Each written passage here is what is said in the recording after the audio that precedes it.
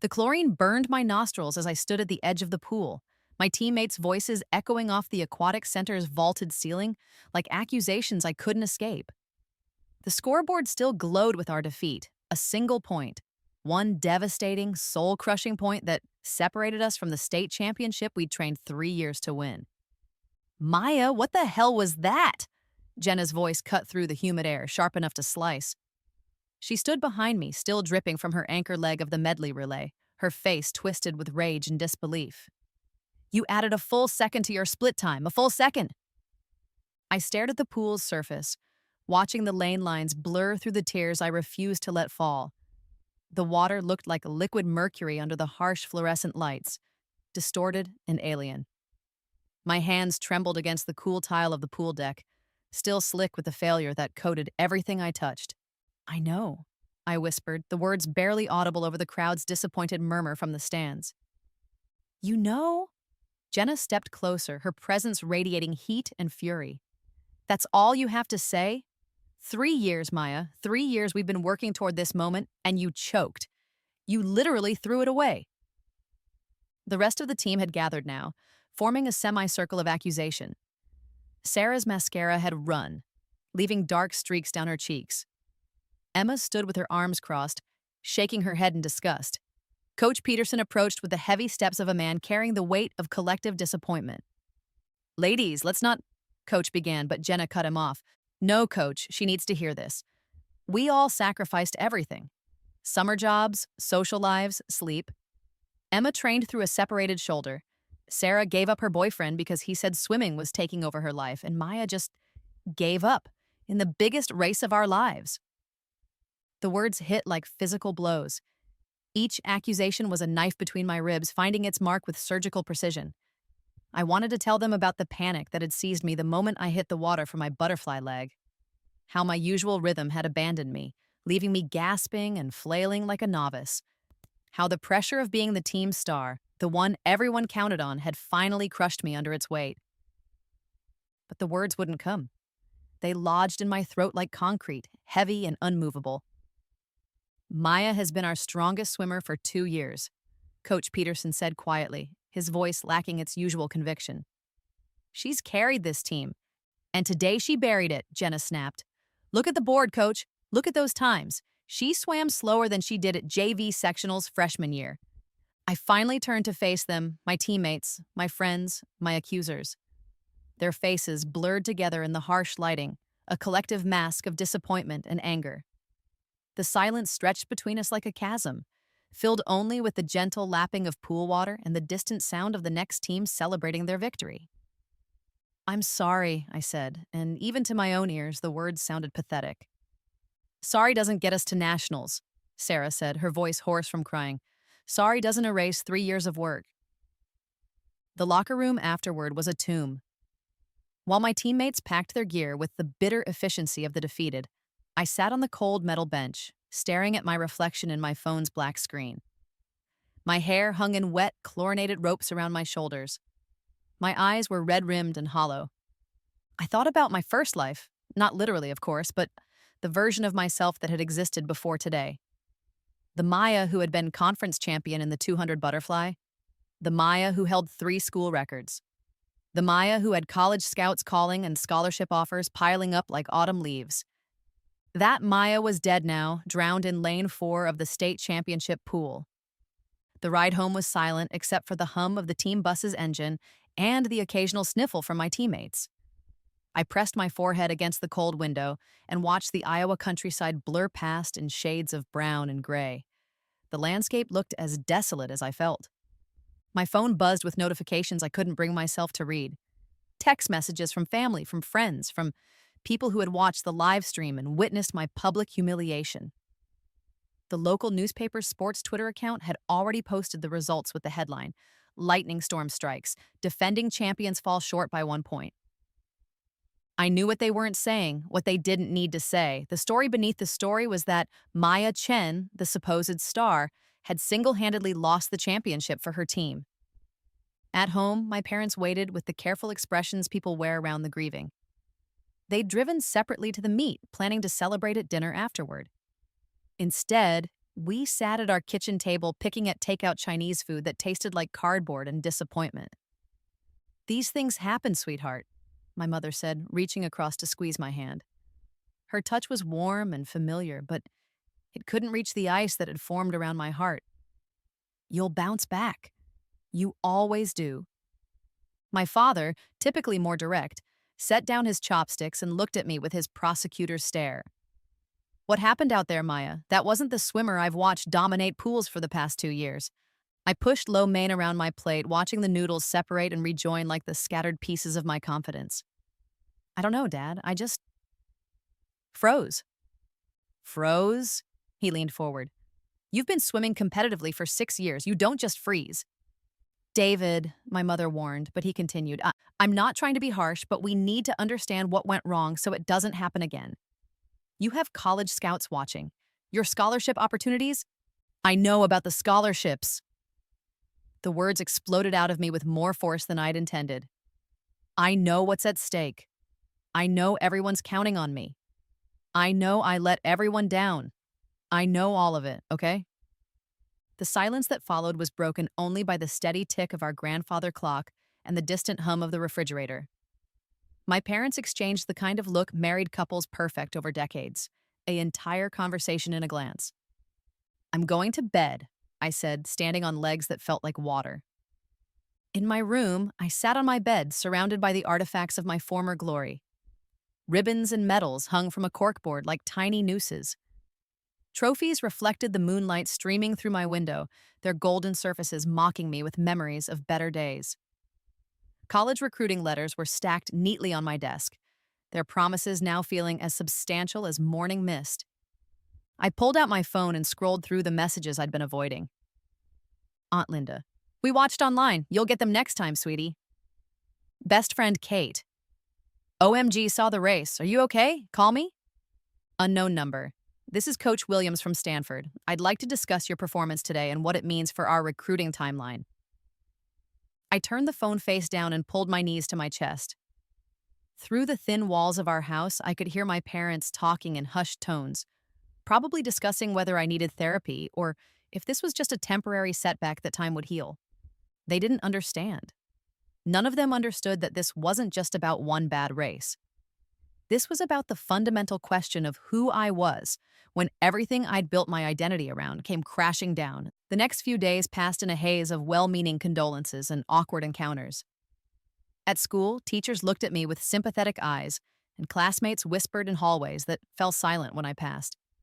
The local newspaper ran a follow-up article about the team's valiant effort and promising future, carefully avoiding any mention of my catastrophic performance. Coach Peterson called me into his office 3 days after the meet. His office smelled like old coffee and chlorine, the walls covered with decades of team photos and championship banners. I sat in the plastic chair across from his desk and waited for the conversation I knew was coming. Maya, he began, shuffling papers with unnecessary precision, I want you to know that nothing about this changes how much I believe in you as a swimmer. I nodded, not trusting my voice. That said, I think we need to talk about what happened and how we move forward. The team is struggling with what went down at state. There's some tension. They hate me, I said simply. They don't hate you. They're disappointed, and they're processing that disappointment in ways that aren't always productive. Jenna especially is having a hard time. Of course she was. Jenna had been the team captain, the one who organized team dinners and motivational movie nights. She'd been my closest friend on the team, maybe my closest friend, period. Now she couldn't even look at me.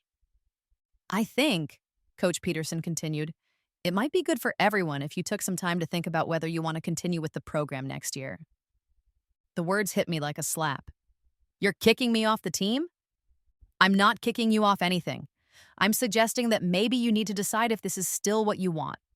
Swimming at this level requires complete commitment, not just from you, but from your teammates. Right now, that trust is broken. I stared at the championship banner from 2 years ago, when I'd been a sophomore contributing to the team's first state title in 15 years. My name was on that banner. I'd helped earn it. I want to swim, I said quietly. Then you need to figure out how to earn back not just your teammates' trust, but your own confidence. That might mean some difficult decisions about how you approach this sport going forward. Walking out of his office, I felt like I was emerging from an underwater cave, gasping for air that burned my lungs. The hallways of our school seemed narrower somehow, the ceiling lower. Everything felt smaller, more constricted, as if the world itself was closing in around my failure. That night, I sat in my car in our driveway for an hour after getting home, watching the lights in our neighbors' windows and thinking about parallel lives. In one universe, Maya Chen was the state champion who had led her team to glory.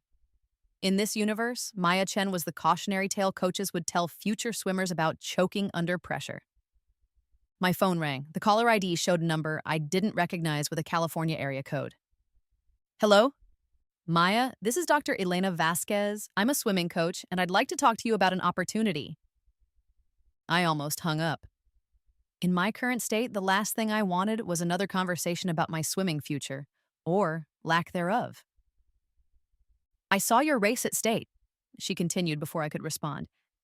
Not just the finals, but your preliminaries and semifinals too. Also, your season times, your progression over the past 2 years, everything. Look, I appreciate whatever this is, but I'm not really in a place to.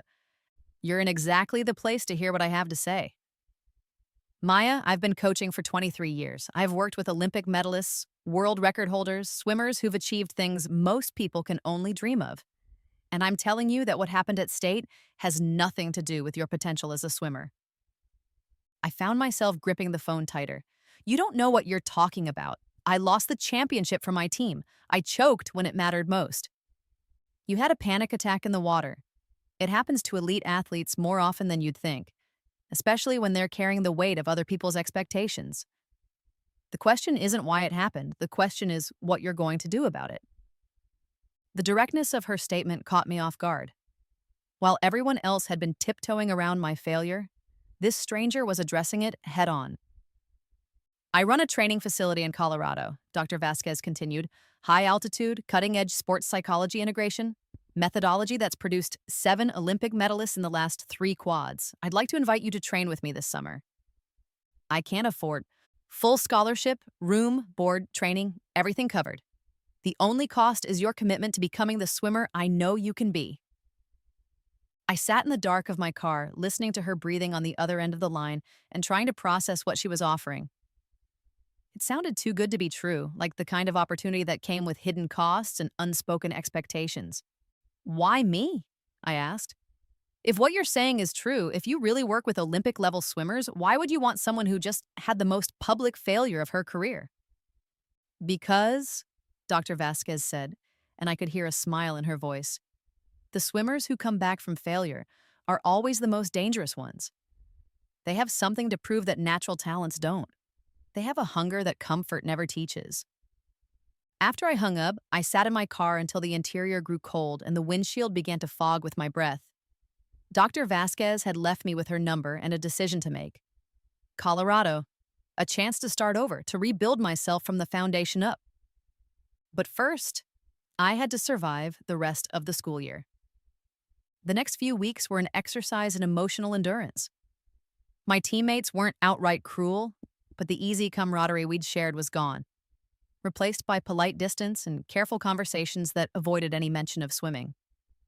Jenna and I, who had been inseparable for 2 years, now navigated around each other like strangers sharing an elevator. The worst part was that I understood their anger. I'd been angry too in those first days after state. Angry at myself, at my body for betraying me, at the universe for choosing that moment to reveal my fundamental inadequacy. But anger was just grief wearing a disguise, and beneath it all was the crushing weight of having disappointed people I cared about. College recruiters stopped calling. The steady stream of interest that had been building throughout my junior year slowed to a trickle, then stopped entirely. Coach Peterson mentioned it casually one day, as if the death of my college prospects was just another item on his administrative checklist. Stanford pulled their offer, he said, not looking up from his clipboard. Coach Williams said they're pursuing other options. I nodded like it didn't matter, like I hadn't spent hours on Stanford's website, imagining myself training in their state-of-the-art facility, like that acceptance letter hadn't represented the culmination of everything I'd worked for. That night, I called Dr. Vasquez. "I want to come to Colorado," I said without preamble. "I was hoping you'd call. When can you be here?" "As soon as school ends, but I have to ask, what's the catch? People don't offer full scholarships to swimmers who choke at state championships." She was quiet for a moment, and when she spoke, her voice carried the weight of experience and understanding. "Maya, I've been where you are. Not in swimming. I was a gymnast, actually. I had my own catastrophic failure at the worst possible moment. It took me 3 years to understand that failure isn't the opposite of success. It's the fertilizer success grows from. The catch, as you call it, is that you have to be willing to burn down everything you think you know about yourself and build something new from the ashes." 3 weeks later, I stood in the Denver airport with 2 suitcases and a one-way ticket to a future I couldn't envision. My parents had driven me to the airport, their faces mixing pride and worry in equal measure. "Call every day," my mother said, hugging me tight enough to crack ribs. "And remember, you don't have to prove anything to anyone except yourself." My father's embrace was briefer but no less emotional. "Show them what Chen determination looks like," he whispered in my ear. As their car disappeared into the airport traffic, I felt the last threads connecting me to my old life snap.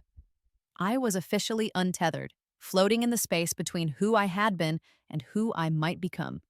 Dr. Vasquez met me at baggage claim, and I recognized her immediately despite having only seen photos online. She was compact and intense, with the kind of presence that commanded attention without demanding it.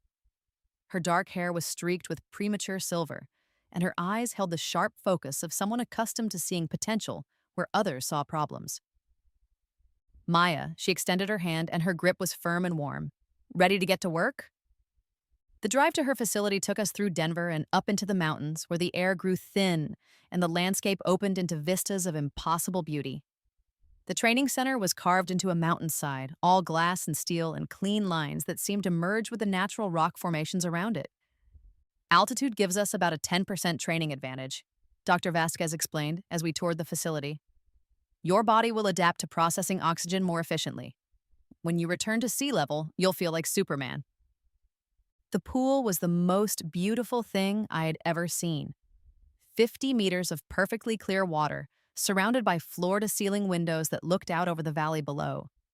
The late afternoon sun painted everything in shades of gold and amber, making the water look like liquid light. "This is where you'll spend most of your summer," she said. 6 hours a day in the water, 2 hours of dryland training, 1 hour of sports psychology work, and 8 hours of sleep. Every day, except Sundays." "What happens on Sundays?" "We hike. Mental training is just as important as physical conditioning. And there's something about being in the mountains that puts everything into perspective." My room was spartanly furnished but comfortable, with the same mountain view as the pool. That first night, I lay in bed listening to the absolute silence of the mountains and thinking about what Dr. Vasquez had said about burning down everything I thought I knew about myself. Training began at 5 a.m. the next morning. "Before we get in the water," Dr. Vasquez said, standing at the pool's edge in the pre-dawn darkness, "I want you to tell me what you think went wrong at state." I'd been dreading this conversation, but there was something about the early morning quiet and the way her voice echoed softly off the water that made honesty feel possible. "I panicked," I said. "I got in the water and suddenly couldn't remember how to swim. My stroke fell apart, my timing was off, everything just stopped working." "Good, that's the truth. Now tell me what you think that means about you as a person." "That I'm not mentally strong enough for high-pressure situations. That I can't be counted on when it matters most. That I'm not champion material." She nodded slowly, absorbing my words like a therapist processing trauma. "Everything you just said is bullshit," she said calmly. "Those aren't facts about who you are. They're stories your fear is telling you to keep you safe. Fear wants you to quit because quitting means you'll never have to risk failing again. But champions aren't people who never fail. Champions are people who fail spectacularly and then refuse to let that failure define them." We spent that first week rebuilding my stroke from the ground up. Dr. Vasquez had me swimming with a snorkel to eliminate the timing complications of breathing, focusing purely on the mechanics of efficient movement through water. She filmed every lap from underwater cameras, breaking down my stroke frame by frame and identifying inefficiencies I'd never noticed. Your catch phase is weak, she said, reviewing footage on her tablet. You're pulling water instead of anchoring against it, and your rotation is inconsistent. Sometimes you're flat, sometimes you're over-rotating. It's like you're swimming 3 different strokes depending on how you're feeling. The technical work was humbling, but also oddly comforting. There was something pure about focusing on the simple mechanics of propulsion through water, about reducing swimming to its essential elements without the emotional baggage I'd been carrying. The sports psychology sessions were harder. Dr. Martinez, the team psychologist, had an office overlooking the valley with 2 comfortable chairs and a view that made problems seem manageable. She was younger than I'd expected, probably early 30s, with an easy smile and the kind of presence that invited honesty. "Tell me about the moment you knew you were in trouble," she said during our first session. I closed my eyes and let myself remember. I was on the blocks for the 200 fly. It was the event that would decide the meet. I could hear my teammates cheering, could hear the crowd getting loud, and suddenly I realized that everyone was counting on me to be perfect. What did that feel like in your body? Like my chest was closing up, like I couldn't get enough air. My heart was racing, but not in a good way, in a panic way. And when I hit the water, it was like my body forgot how to swim. Panic attacks in athletes often come from catastrophic thinking, Dr. Martinez explained. Your mind starts imagining worst-case scenarios, and your body responds as if those scenarios are actually happening. We need to teach you how to interrupt that cycle. The work was slow and sometimes frustrating. We practiced breathing techniques and visualization exercises. She taught me how to recognize the early signs of panic and redirect my thinking toward process goals instead of outcome goals. Instead of, "I have to win this race," she explained, "you think I need to focus on my catch phase for the first 50. Instead of everyone is counting on me, you think I'm going to execute the race plan we've practiced." Meanwhile, my physical training was unlike anything I'd experienced. Dr. Vasquez pushed me harder than any coach ever had, but always with purpose and always with explanation. Every set had a specific goal, every workout built toward a specific adaptation. "We're not just training your aerobic system," she explained during a particularly brutal set of 200s on a tight interval.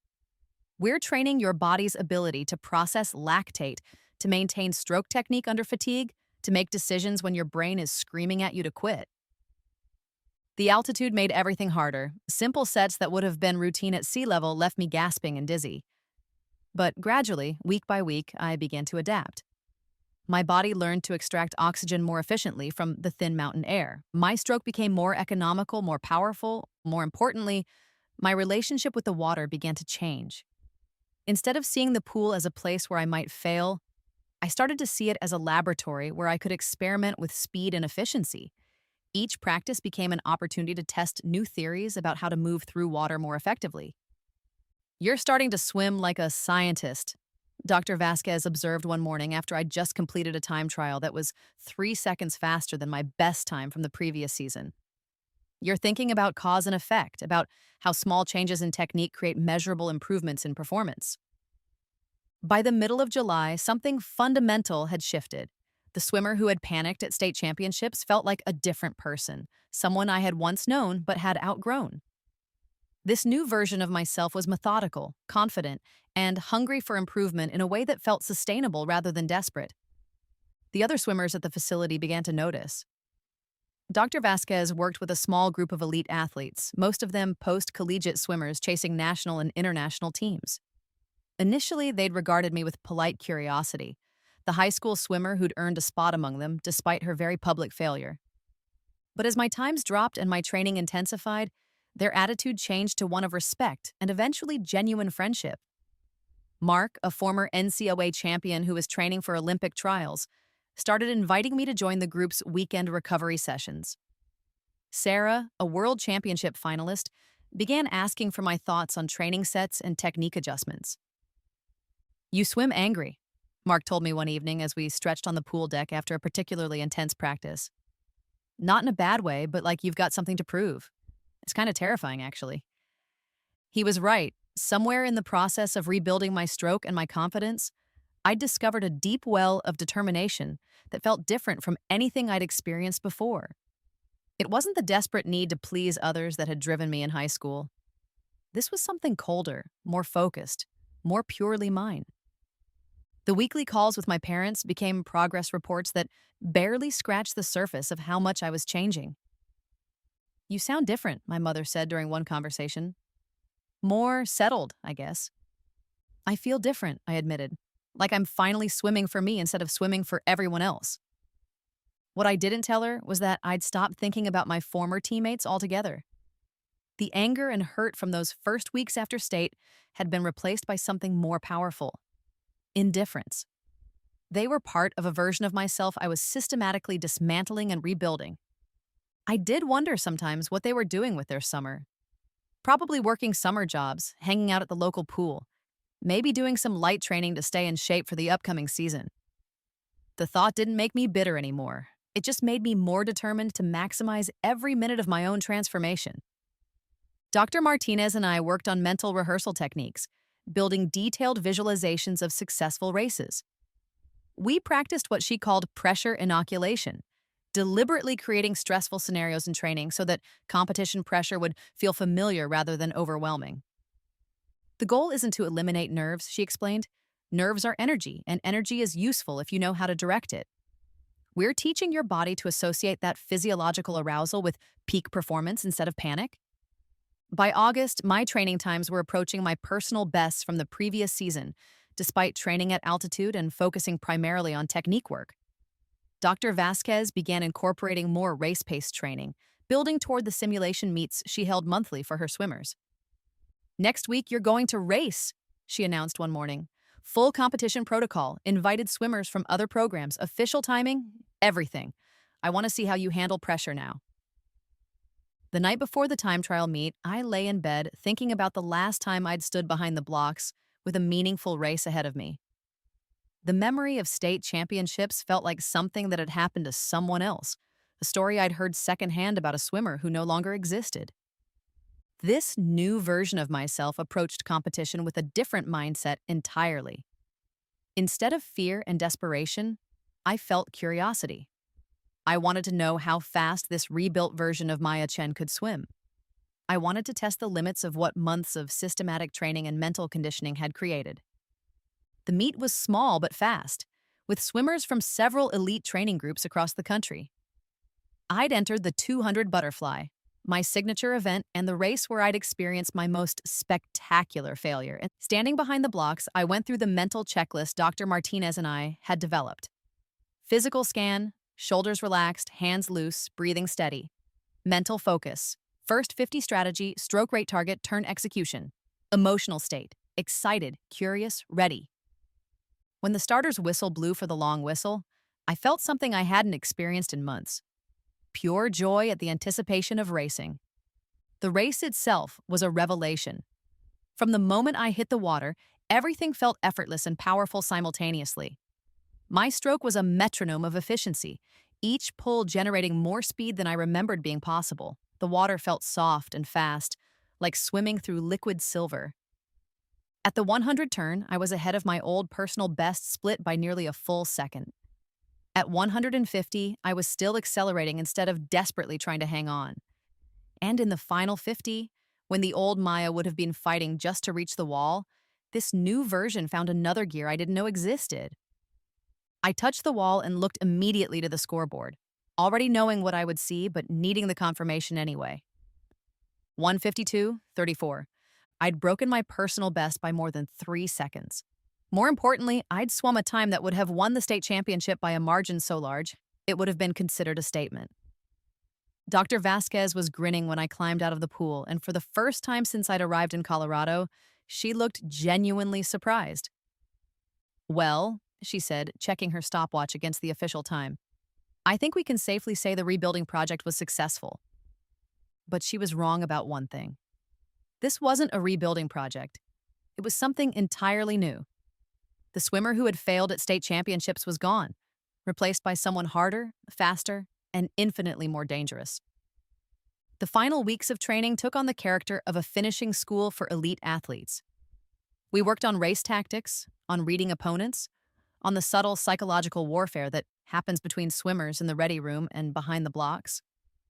Dr. Vasquez shared stories of Olympic finals and world championship battles, teaching me to think like a predator rather than prey. Swimming at the highest level is only partially about fitness and technique, she explained. The rest is about who wants it more when the pain starts. Who's willing to go to darker places in their mind to find that extra tenth of a second? I discovered I had a high tolerance for dark places. As August drew to a close and the time came to return to Iowa for my senior year, I felt like a different species returning to a world I'd outgrown.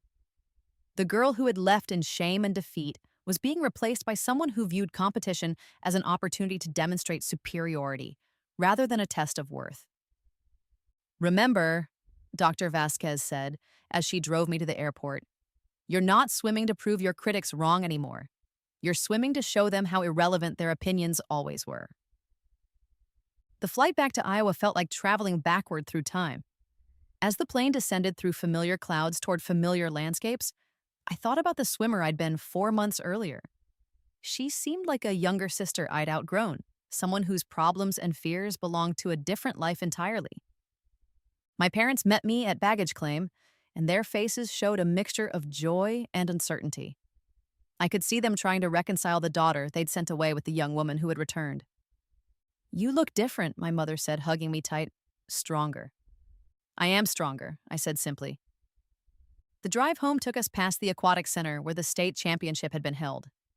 I looked at the building with the mild interest of a tourist observing local architecture. It held no power over me anymore, no bitter memories or painful associations. It was just a building where something had once happened to someone else. That night, I stood in my old bedroom surrounded by the artifacts of my former athletic life. The ribbons and trophies that had once seemed so important now looked like relics from an archaeological dig, interesting primarily as evidence of how different my values had become.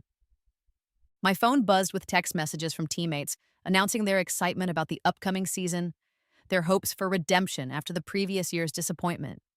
I read them with the detached amusement of an adult receiving letters from children. The next morning, I returned to the pool where I'd trained for 3 years before Colorado. The facility looked smaller than I remembered, more institutional and less impressive. The pool itself seemed shallow and narrow compared to the pristine perfection of Dr. Vasquez's mountain laboratory. Coach Peterson was waiting for me with the expression of a man unsure whether he was greeting a returning athlete or a potential problem. Maya, he said, extending his hand with careful formality. Welcome back. I trust your summer training went well? It went very well, I said, matching his formal tone. I'm ready to begin season preparation. He nodded and gestured toward his office. I think we should talk about expectations for this year, about your role on the team and how we move forward from last season. In his office, surrounded by the same championship banners and team photos, Coach Peterson launched into what was clearly a prepared speech about teamwork and rebuilding trust and the importance of supporting teammates rather than focusing solely on individual achievement. I listened politely, recognizing the conversation for what it was, an attempt to manage what he perceived as a damaged athlete, returning to a fragile team dynamic. He had no way of knowing that the athlete he was trying to manage no longer existed. I understand your concerns, I said when he finished, and I want to assure you that I'm completely committed to team success this season. Good, he said, visibly relaxing. I think if we all focus on... I'll be swimming differently this year, I continued. My training in Colorado has changed my approach to racing significantly. I expect my times will reflect that change. Something in my tone made him pause. Changed how exactly? I'll be faster, I said simply. Significantly faster. 2 weeks later, at the first-time trial of the season, I proved that statement to be magnificently accurate. The team gathered for the traditional opening time trial on a Tuesday evening, with parents and friends filling the small bleacher section to watch their swimmers establish baseline times for the upcoming season. I'd been receiving polite but distant treatment from my teammates, the social equivalent of being on athletic probation. Jenna, still team captain, had made a point of being professionally friendly while maintaining emotional distance. The others followed her lead, creating an environment that was cordial but cold. They were protecting themselves from the swimmer who had let them down when it mattered most. I found their caution amusing rather than hurtful. They were still thinking about the old Maya, the one who had crumbled under pressure and cost them a championship. They had no frame of reference for what I had become.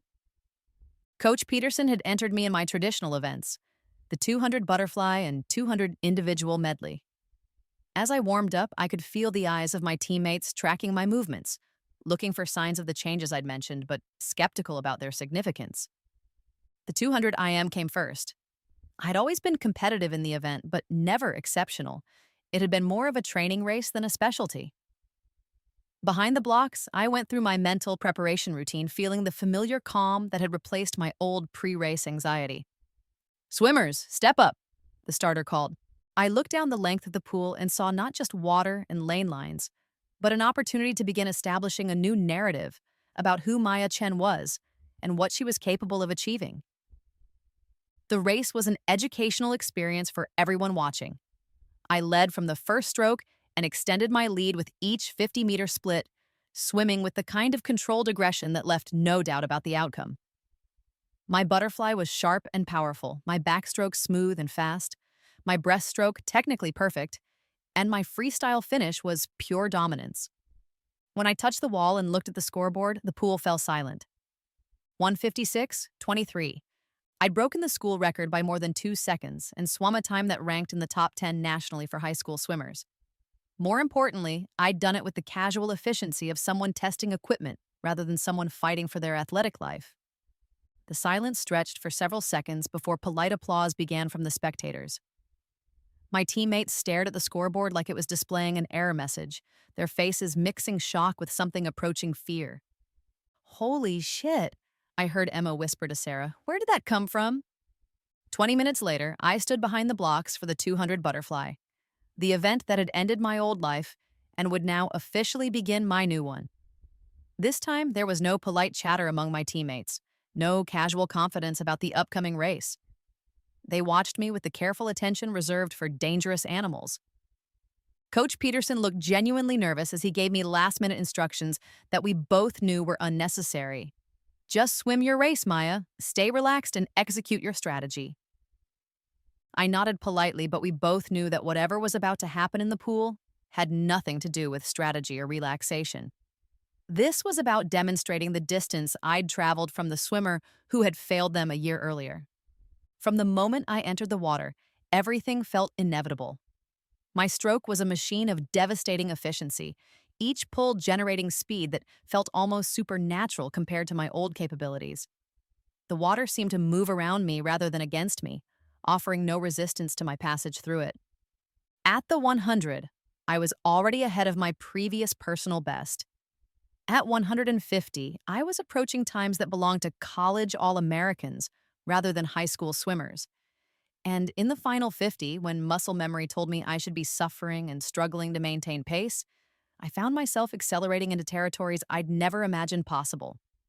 I touched the wall knowing before I looked that I'd done something special. 149.87. The time was so fast it seemed fictional.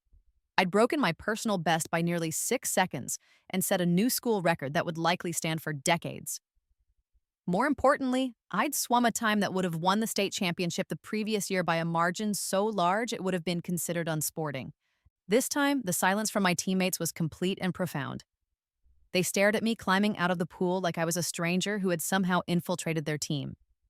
Their faces showed not just shock, but the kind of cognitive dissonance that comes from having fundamental assumptions shattered. Coach Peterson approached the starting blocks where I was toweling off, his face cycling through expressions of amazement, confusion, and calculation. "Maya," he said quietly, "we need to talk." His office felt different this time. Instead of sitting across from his desk like a student being counseled, I occupied one of the chairs as an equal while he processed what he'd just witnessed. "I've been coaching for 17 years," he began slowly, "and I've never seen a transformation like what I just watched. That 200 fly time was, Maya, that's not just a school record. That's a time that puts you in contention for national high school records." I nodded calmly. Dr. Vasquez and I discussed the possibility. Dr. Vasquez clearly knows what she's doing, but I need to understand what this means for our team dynamic. Your teammates are processing what they just saw, and I'm not sure how to help them with that. They'll adjust, I said simply. People adapt to new realities. Maya, you just went from being the swimmer who cost us a state championship to potentially being the fastest high school swimmer in Iowa history. That's not a normal adjustment curve. I understood his concern, but it reflected the same limitation I'd seen in everyone's thinking. They were still viewing my transformation through the lens of the old Maya's story, trying to reconcile the swimmer who had failed with the swimmer who had just redefined what was possible. Coach, I said gently, I think you're still thinking about this wrong. I'm not the same swimmer who failed at state championships last year. That person doesn't exist anymore. This isn't a comeback story, it's the beginning of something entirely new. Over the following weeks, my teammates gradually accepted the new reality of having an elite athlete among them. The initial shock gave way to a mixture of awe and nervous excitement as they realized that my transformation meant their own championship aspirations were not only restored but elevated far beyond what they'd previously imagined possible. Jenna, ever the leader, was the first to fully embrace the change. I owe you an apology, she said after practice one evening. I spent so much time being angry about last year that I couldn't see who you were becoming. This team is going to be special. We were always going to be special, I replied. We just needed to figure out how special. The season unfolded like a predetermined script. In dual meets, I won my events by margins that made the competitions feel like exhibitions rather than races. Opposing coaches began scheduling their strategy sessions around the assumption that I would win my events, focusing instead on how to maximize points in races where I wasn't competing. Local media attention grew steadily as my times continued to drop throughout the season. The regional newspaper ran a feature story titled, From Goat to Goat, Maya Chen's Incredible Transformation, which I found mildly amusing for its complete misunderstanding of what had actually occurred. I wasn't the same swimmer getting faster. I was a different swimmer entirely who happened to inhabit the same body as my predecessor. College recruiters who had disappeared after my state championship failure began calling again. But their offers felt like relics from a previous era. Stanford, which had rescinded their scholarship offer, reached out through back channels to express renewed interest. Other programs began making increasingly aggressive offers as word of my time spread through the national swimming community. I listened politely to their pitches, but felt no urgency to commit. The desperate high school swimmer who had needed external validation was gone, replaced by someone who understood that her value wasn't determined by other people's recognition of it. You're being remarkably patient about college decisions, my father observed during one of our dinners. I'm being selective, I corrected. There's a difference. What I didn't tell him was that Dr. Vasquez and I had been discussing the possibility of training with her program through college, potentially pursuing Olympic development while completing my education through online coursework. The conventional path of college swimming felt limiting compared to what might be possible with continued access to her coaching and facilities. As conference championships approached, my teammates' excitement reached fever pitch.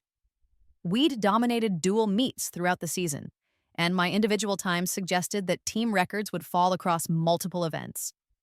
The championship meet would be held at the same facility where I'd experienced my catastrophic failure the year before, adding poetic symmetry to what everyone assumed would be my redemption story. I found their narrative framework quaint but irrelevant. This wasn't about redemption because redemption implied that I had something to make up for. The swimmer who had failed at this meet the previous year was a different person whose struggles had no bearing on my current capabilities. The media buildup was considerable for a high school swimming championship. The local television station planned to broadcast the meet live, and several national recruiting websites sent reporters to cover what they were calling one of the most remarkable comeback stories in high school sports history.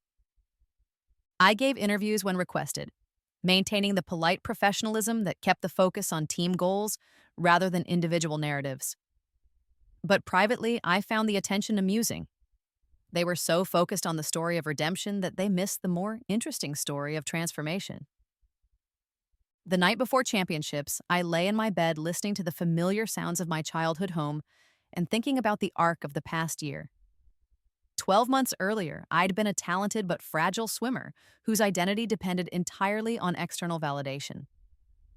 Now I was someone who understood that true strength came from the systematic elimination of weaknesses rather than the accumulation of victories. My phone buzzed with a text from Dr. Vasquez. Tomorrow you'll show them the difference between a swimmer and a weapon. Trust your preparation. I smiled in the darkness. She understood what others missed, that this wasn't about proving critics wrong or achieving redemption. This was about demonstrating the distance between what people thought was possible and what actually was possible when limitations were systematically removed. Championship morning arrived with the crisp clarity of October in Iowa. I arrived at the Aquatic Center 2 hours before warm-ups began, wanting to acclimate to the space where my old life had ended and my new life would be officially announced.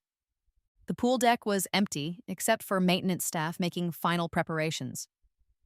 I stood at the edge of the competition pool and looked down at water that appeared identical to any other chlorinated rectangle, but carried the weight of personal history. A year ago, I'd stood in this same spot as a swimmer desperate for approval and terrified of failure. Today, I stood here as someone who had burned down that identity and built something harder and more permanent from the ashes. My teammates arrived gradually, their nervous energy filling the space with chatter and movement. They were excited, but trying to manage expectations, still carrying psychological scars from the previous year's disappointment. Only I understood that their fears were based on outdated information. "How are you feeling?" Jenna asked as we began our warm-up routine. "Ready," I said simply. The ready room before my first event was a study in controlled tension. My competitors went through their pre-race rituals with the focused intensity of warriors preparing for battle. Several of them had been at the meet the previous year and had witnessed my spectacular failure. They likely viewed me as an improved but still potentially vulnerable opponent. They had no frame of reference for what I had become. Walking out to the blocks for the 200 individual medley, I felt the familiar calm that had replaced my old pre-race anxiety. The crowd was larger and louder than the previous year, with spectators drawn by media coverage and word of mouth about my season times. Behind the blocks, I went through my mental checklist with the automatic precision of a pilot running through pre-flight procedures. Physical state, optimized. Mental focus, laser sharp. Emotional condition, predatory calm. Swimmers, step up. I looked down the pool and saw not a test of my worthiness, but an opportunity to demonstrate the futility of settling for mediocrity when excellence was available to those willing to pay its price. The race was over by the 100-meter mark. I'd established a lead so commanding that the only remaining question was how fast the final time would be. My stroke was a metronome of devastating efficiency, each phase of the race executed with the precision of months of systematic training. When I touched the wall and looked at the scoreboard, the time seemed almost anticlimactic, 1:53.76. I'd broken my own school record by over 2 seconds and swum a time that established a new conference record by a margin so large, it seemed almost unsporting. The pool erupted in cheers from my teammates and confused silence from everyone else as they processed what they'd just witnessed. I climbed out of the water feeling mildly satisfied with the technical execution, but nothing approaching the euphoria that would have accompanied such a performance a year earlier. This was simply what happened when limitations were systematically removed and potential was fully actualized. 2 hours later, I stood behind the blocks for the 200 butterfly, the event that had defined my catastrophic failure and would now serve as the definitive statement about who I had become. The ready room had been silent, my competitors clearly intimidated by the performance they'd witnessed in my first event. The pool deck was electric with anticipation. Media members positioned themselves for optimal camera angles, and spectators leaned forward in their seats. My teammates stood along the deck behind the starting blocks, their faces mixing excitement with something approaching awe. But their anticipation was based on incomplete information. They were expecting a fast race, maybe even a record-breaking performance. They had no concept of what was actually about to occur. "Swimmers, step up." I took my position behind the blocks and felt the familiar settling sensation that preceded my best performances. My body felt light and powerful simultaneously, like a precision instrument calibrated for maximum efficiency.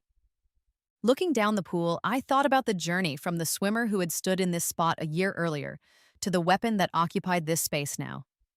The distance seemed infinite, measured not in time or technique, but in fundamental understanding about what was possible when fear was replaced with systematic preparation. The starting signal cut through the air like a blade.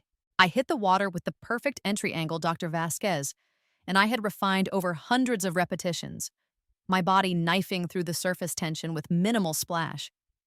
The first strokes felt effortless and explosive, water moving around me like I was swimming through liquid air. At the 50-meter mark, I was already ahead of my split time from the record-setting performance earlier in the season. At 100 meters, I was approaching times that belonged to Olympic qualifying standards rather than high school competitions. And at 150 meters, when muscle memory suggested I should be fighting to maintain pace, I found myself accelerating into territories that redefined what was possible. The final 50 meters were pure transcendence. Every stroke was perfect, every breath timed with mechanical precision, every wall approach calculated for maximum efficiency. I could hear the crowd noise growing louder as they realized they were witnessing something unprecedented, but the sound seemed to come from a different universe than the one where I was moving through water with supernatural speed. I touched the wall knowing that I had achieved something that went beyond mere victory or record breaking. I had demonstrated the complete transformation from swimmer to weapon, from someone who feared failure to someone who made failure irrelevant through superior preparation. The scoreboard took several seconds to display the time, as if the computer needed extra processing power to accept what had occurred. 1:46:32. The time was so fast it seemed fictional. I had broken the national high school record by over a second, set a new conference record that would likely stand for decades, and swum a time that would have placed me in the top 8 at the previous year's NCAA Division I championships. More importantly, I had swum over 8 seconds faster than my catastrophic performance at this same meet a year earlier, demonstrating the distance between fear-based swimming and preparation-based dominance. The pool fell completely silent for several heartbeats before erupting into chaos. My teammates rushed toward the pool deck, their faces showing expressions of shock that bordered on disbelief. Coach Peterson stood at the starting blocks with his stopwatch hanging forgotten in his hand, staring at the scoreboard like it was displaying impossible mathematical equations. I climbed out of the water, feeling the profound satisfaction that comes from the perfect execution of systematic preparation. This wasn't euphoria or relief. It was the calm recognition that every element of my training had aligned to produce exactly the result I had designed it to achieve. Media members rushed toward the pool deck, cameras flashing and reporters shouting questions about my transformation and future plans. I answered their questions politely but briefly, maintaining the professional distance that kept the focus on performance rather than personality. "Maya, can you explain what just happened here?" asked the reporter from the state's largest newspaper. "I executed my race plan," I said simply. "But that time, it's not just a high school record, it's faster than most college swimmers. Where did this speed come from?" "Systematic training and the removal of artificial limitations," I replied. They wanted a story about redemption and overcoming adversity, but the actual story was more interesting and more threatening to conventional thinking. The real story was that most people accept limitations as permanent when they're actually just temporary conveniences that can be eliminated through proper methodology. Dr. Vasquez called that evening while I was packing for the team's celebration dinner. "I saw the results," she said, and I could hear the smile in her voice. 1:46:32. That's not just a high school record, that's a statement about what's possible when fear is replaced with preparation. "It felt exactly like training," I said. "No different from time trials at your facility." That's how you know the transformation is complete. When championship performances feel routine, you've stopped being a swimmer and become something more dangerous. The team celebration dinner was held at the same restaurant where we'd gathered after dual meets throughout the season, but the atmosphere was fundamentally different. My teammates looked at me with a mixture of pride and bewilderment, still processing the magnitude of what they'd witnessed. "I don't understand how someone changes that much in 1 year," Emma said during the dinner. "It's like you became a different person." "I did become a different person," I said simply. "But how? What was different about your training? What did you do that the rest of us didn't?" The question revealed the limitation in their thinking. They assumed my transformation was about doing more of the same things, rather than fundamentally changing my approach to the sport and to myself. I stopped being afraid of failing and started being afraid of settling for less than my potential, I said. The conversation moved on to other topics, but I could see several of my teammates processing my words with the careful attention of students encountering a new concept. They were beginning to understand that excellence wasn't just about talent or effort. It was about systematically removing the psychological and technical limitations that kept people trapped in mediocrity. The following week brought a flood of attention that would have been overwhelming to my former self, but felt manageable to the person I had become. College recruiters made increasingly aggressive offers. Media requests multiplied, and swimming websites began speculating about my potential for making national junior teams. I listened to their pitches and proposals with polite interest, but no desperate need for validation. The swimmer who had required external recognition to feel valuable was gone, replaced by someone who understood that her worth wasn't determined by other people's acknowledgement of it. My conversation with Dr. Vasquez about continuing our training partnership became more concrete, as college recruiters struggled to offer anything comparable to what she could provide in terms of coaching expertise and facility access. The traditional college path is designed for normal development curves, she explained during one of our weekly calls. What you've achieved suggests we're dealing with potential that exceeds those conventional frameworks. She was right. The university programs that had seemed like pinnacles of achievement a year earlier now felt like steps backward from the systematic excellence we'd established. Why return to group training and shared coaching attention when individual optimization had produced results that redefined what was possible? The decision crystallized during a recruiting visit to Stanford, the school that had rescinded their scholarship offer after my state championship failure. The coaching staff was professional and apologetic about their previous decision, emphasizing their excitement about working with me now that my potential was clear. But their training facility, impressive though it was, looked modest compared to Dr. Vasquez's mountain laboratory. Their coaching methodology, sound though it might be, seemed generic compared to the individualized precision that had produced my transformation. Most importantly, their swimmers, talented though they were, moved through the water with the technical limitations that I had spent months systematically eliminating. Thank you for your time, I told the head coach after the facility tour. But I've decided to pursue a different path. Different how? He asked, clearly confused by my decision to turn down a full scholarship to one of the country's premier programs. I'm going to continue training with Dr. Vasquez and pursue Olympic development while completing my education through alternative methods. His expression shifted from confusion to concern. Maya, that's a very risky path. What if the Olympic thing doesn't work out? What about your backup plan? I almost smiled at the question. He was still thinking like someone for whom failure was a meaningful possibility, someone who needed backup plans because they couldn't guarantee the success of their primary strategy. I don't need a backup plan, I said simply.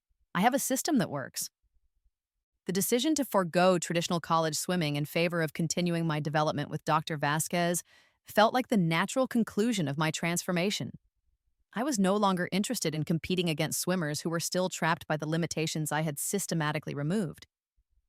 I wanted to test myself against the absolute best in the world to see how far systematic excellence could carry someone who refused to accept conventional boundaries. My parents initially struggled with the decision, worried about the unconventional path and its potential consequences if my swimming career didn't develop as planned. But they could see the fundamental change in who I had become and gradually accepted that normal frameworks didn't apply to my situation. You're not the same person who left for Colorado, my father said during one of our conversations about my future. I'm not sure I completely understand what you've become, but I trust your judgment. I've become someone who doesn't accept limitations as permanent, I replied. As my senior year concluded and graduation approached, I found myself reflecting on the complete transformation that had occurred over the previous 18 months. The swimmer who had failed at state championships felt like a character from a book I had once read, interesting as a historical artifact but irrelevant to my current identity. The local newspaper ran a feature story about my decision to forego college swimming, treating it as either a remarkably confident gamble or a cautionary tale about the dangers of overconfidence. The reporter couldn't understand why someone would walk away from guaranteed success in college to pursue the uncertainties of international competition.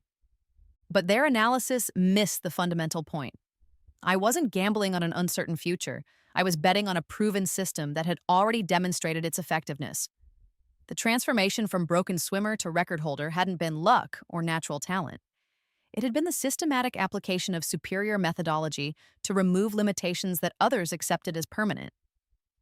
Dr. Vasquez and I had already outlined the next phase of my development: higher altitude training, more sophisticated technology integration, sports science support that would make my previous transformation look like preliminary work. Most importantly, competition against swimmers who represented the absolute pinnacle of what was possible in the sport. The high school records were just proof of concept, she explained during our planning session. Now we find out what happens when we apply the same methodology to truly elite competition. My final high school swimming practice was held on a Tuesday evening in May, with my teammates gathering for the traditional end-of-season celebration. The pool where I had trained for 4 years looked smaller and more limited than I remembered, like revisiting a childhood home that had shrunk in my absence. Coach Peterson gave a speech about the season's accomplishments and the bright futures ahead for everyone on the team. When he mentioned my records and my decision to pursue elite training, his voice carried a mixture of pride and bewilderment that I'd grown accustomed to hearing from people trying to process my transformation. Maya has shown us what's possible when someone refuses to accept limitations, he said, looking directly at me. I hope you all remember that when you face your own moments of challenge. After practice, my teammates gathered around me for final conversations and goodbyes. Several of them asked for specific advice about training or technique, recognizing that I had access to knowledge that could accelerate their own development. The most important thing, I told them, is to stop thinking about your current abilities as permanent. Everything can be improved if you're willing to systematically address the limitations that are holding you back. Jenna, who had been my teammate for 4 years and witnessed both my catastrophic failure and unprecedented success, pulled me aside for a private conversation. I need to ask you something, she said quietly. That swimmer who failed at state championships last year, did she really exist? Or was that just a temporary version of who you are? The question was more perceptive than most of the media analysis I'd received. She was trying to understand whether my transformation represented growth from a foundation or the replacement of one identity with another entirely. She existed, I said, and she was real, but she was also based on assumptions about limitations that turned out to be incorrect. When those assumptions were removed, she stopped existing and I became possible. So the failure was necessary. The failure was informative. It showed me what happened when I accepted limitations as permanent. Everything after that was just the systematic removal of those limitations. A month later, I stood in the Denver airport with tickets to Colorado and a future that extended far beyond what the high school swimmer who had failed at state championships could have imagined. The transformation was complete, but the story was just beginning. The girl who had left Iowa in shame and defeat 18 months earlier was gone, replaced by someone who understood that excellence wasn't a destination, but a methodology. Someone who had learned that the distance between failure and dominance was measured not in talent or luck, but in the systematic refusal to accept limitations as permanent. As the plane lifted off toward the mountains, where I would continue pursuing the absolute limits of what was possible, I thought about the swimmers I would leave behind and the swimmers I would soon compete against. Both groups were operating under assumptions about limitations that I had systematically proven false. They would learn eventually that what they thought was impossible was simply untested, and I would be the one to teach them. The championship had been lost because of me. I had spent the summer training. Next season, I had set the record. But more importantly, I had discovered that records, like limitations, were just temporary conveniences that existed until someone refused to accept them as permanent. The real record I had set was for the distance a human being could travel when they stopped accepting the boundaries that others assumed were fixed. And I was just getting started.